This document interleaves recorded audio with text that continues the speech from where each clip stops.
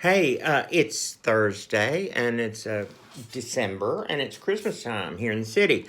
I'm thinking about my hometown because I always just compulsively think about those Christmases when I was a little kid in my hometown in central Kentucky. It's called Bloomfield, Kentucky. And today I would like to discuss our little Christmas shows and pageants that we put on in churches when we were children. Now, I was Presbyterian in 1967, and I had just turned 6 at that Christmas, and our congregation was rather small, very few children, and I was just told there would be no rehearsal or anything, but we children would put on a nativity play at church on the following Sunday night, and our parents were given a list of what we needed, and it was like a shepherd's crook, a beach towel, preferably a striped bathrobe, and I was asked to bring a lantern and a shepherd's crook. Well, my mom loved projects like this, so she took a cane and put it in a pole, into an aluminum pole, and there was a shepherd's crook, and of course we had bathrobes, towels, and everything. But like the lantern, she was stumped, and she would say, "If you see any lanterns," and I'd say, "Oh, so and so's got one," and it would be like a Coleman camp lantern. No, they just wanted. This is back in biblical days, folks. Very, very primitive. So my sister Tony was really good friends with Flora Jean, and she said, "Hey, Flora Jean's mom's got all kinds of really cool antiques, and I know for a fact she's got a beautiful old pierced tin lantern that you put a candle in, and I bet you she would let us use it if we're using it for the Presbyterian Church Nativity play."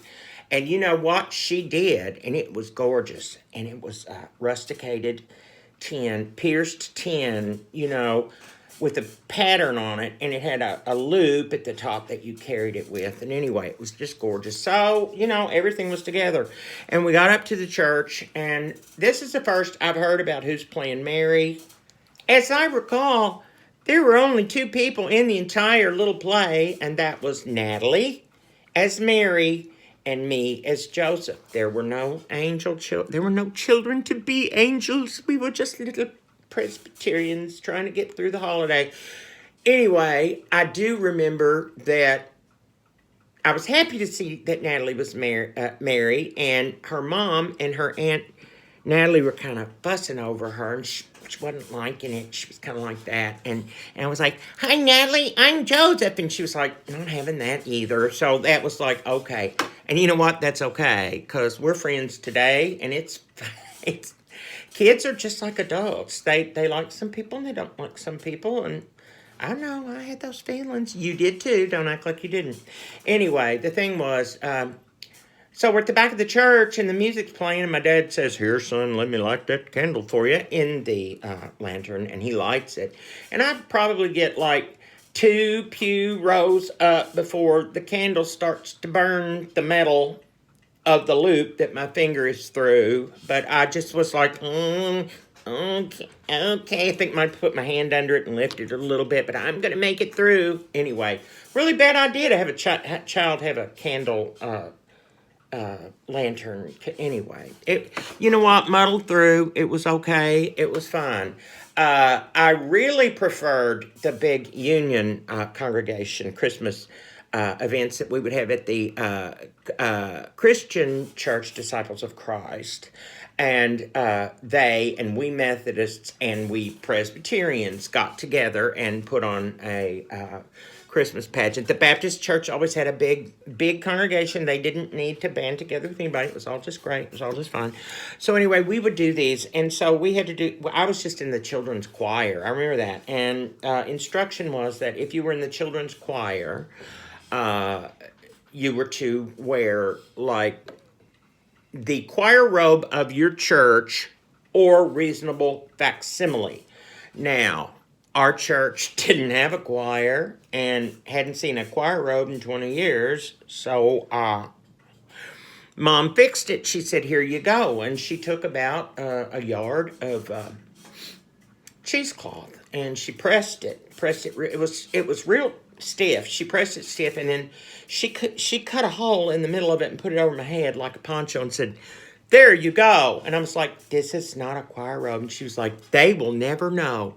from the pews that will look exactly like everybody else's choir robe. Anyway, I did not feel abused over there. That I thought it was actually quite funny. I think that my sister Gwen was one of the young angels, as all the girls were, and they wore sheets. Then they wore that tinsel fluff in their hair. You know what? I'm playing this music now because I totally forgot to play it earlier. But this is what you get. It's just a playback of me practicing a song that I will not be performing here. Uh, Anyway, my sister swears that as one of the angels with the tinsel in the hair, that she caught her hair on fire and that it like shut everything down. I have no memory of that, nor does anyone else. But it's interesting. It would be if it happened. I'm sure it was really interesting. If her hair caught fire and it was like, Gwen, oh, your hair's on fire. And it shut everything down, and then we had to start over and everything, and she was forbidden from that day forward to ever handle fire. I don't know about that one. But anyway, I don't know about, like, the house without a Christmas tree being a real story. Who knows? Anyway, I had a lot of fun in my hometown growing up, and everything there was just the best and the brightest and the merriest.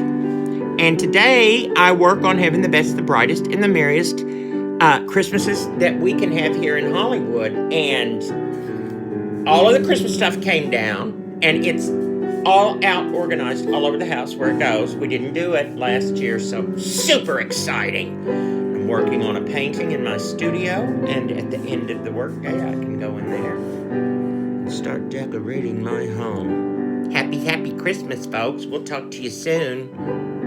Bye.